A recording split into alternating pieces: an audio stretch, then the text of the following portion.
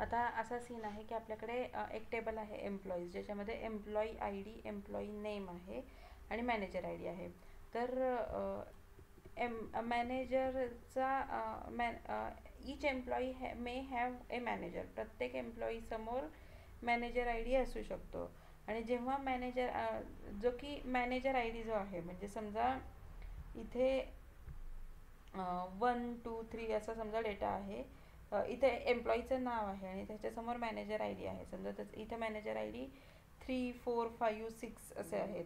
तर 3 असेल तर एम्प्लॉई आय डी 3 असलेल्या पर्सनचं एम्प्लॉई नेम बघायचं. तर तो समजा 2च्या समोर 3 नंबर असेल तर तो 2चा मॅनेजर आहे. तर आता आपल्याला असं क्वेश्चन आहे की आपल्याला आउटपुटमध्ये असा हवा आहे की अशी क्वेरी लिहा की ज्याच्यामध्ये employee I D, employee name, manager I D आणि मॅनेजर नेम, त्याचा मॅनेजर आणि मॅनेजरचा आय डी, मॅनेजरचा नेम दिसेल अशी क्वेरी लिहायला सांगितली. तर आता हे कसं सॉल्व करू शकतो, तर सेल्फ जॉईननी सॉल्व करू शकतो. तर सेल्फ जॉईननी कसं करायचं ते आपण बघूयात आता. ठीक आहे, सेल्फ जॉईन करायची. तर माझी एक पद्धत अशी की मी काय करते, 2 टेबल वेगळे वेगळे कन्सिडर करते. त्याच्यामुळे काय होतं, तर सोपं जातं व्हिज्युअलाइज करायला आपल्याला. आता इथं आपण एम्प्लॉईज म्हणलं आहे, ओके. इथं आपण ई फॉर एम्प्लॉईज ई म्हणलं आहे आणि इथं हा मॅनेजरचा टेबल कन्सिडर करू. म्हणजे मॅनेजरचे पण नावं याच्यातच आहेत ना, म्हणून. तर आता सेल्फ जॉईन कसं वापरायचं ते बघूयात. Select E dot employee I D, E या टेबलमधनं एम्प्लॉई आय डी सिलेक्ट करा.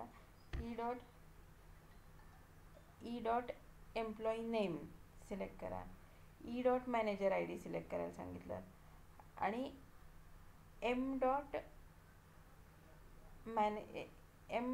Dot employee name as a manager name असं सिलेक्ट करायला सांगितलं. या टेबलमधनं एम्प्लॉई नेम हे मॅनेजर नेम म्हणून सिलेक्ट करायला सांगितलं. म्हणजे हा टेबल एम्प्लॉईच्या नावासाठी असं कन्सिडर करू आणि हा टेबल मॅनेजरच्या नावासाठी असं कन्सिडर करू. आणि ह्या टेबलमधनं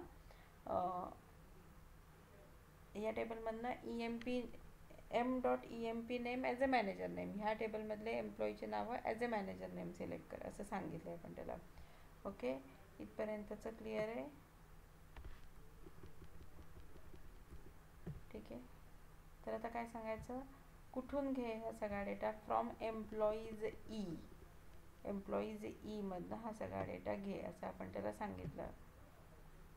आणि त्याच्यानंतर काय कर म्हणून सांगितलं, left join employees M, left join कर एम्प्लॉईज एम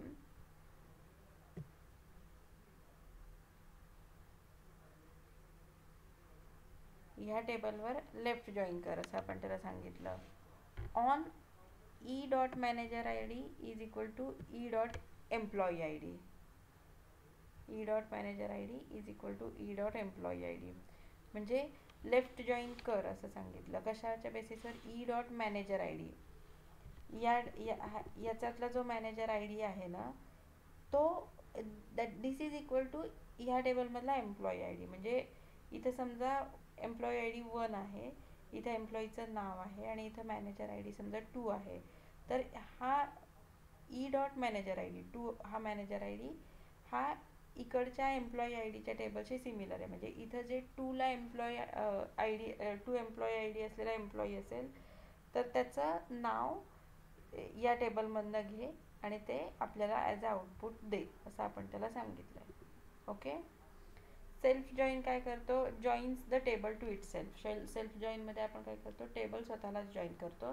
लेफ्ट जॉईनमध्ये काय करतो, left join keeps the CEO on the top level with no manager, CEO or top level with no manager. Left जॉईनमध्ये काय होतं, लेफ्ट जॉईन केल्यामुळं जरीही manager नसला तरी तरी त्या CEO असलेला डेटा तो ठेवणार. म्हणजे जी व्यक्ती CEO आहे त्याचा डेटा तो ठेवणार मॅनेजर नसला तरी, लेफ्ट जॉईन केल्यामुळं. कारण त्याच्यात लेफ्ट टेबलमधले सगळे आय डी असतात.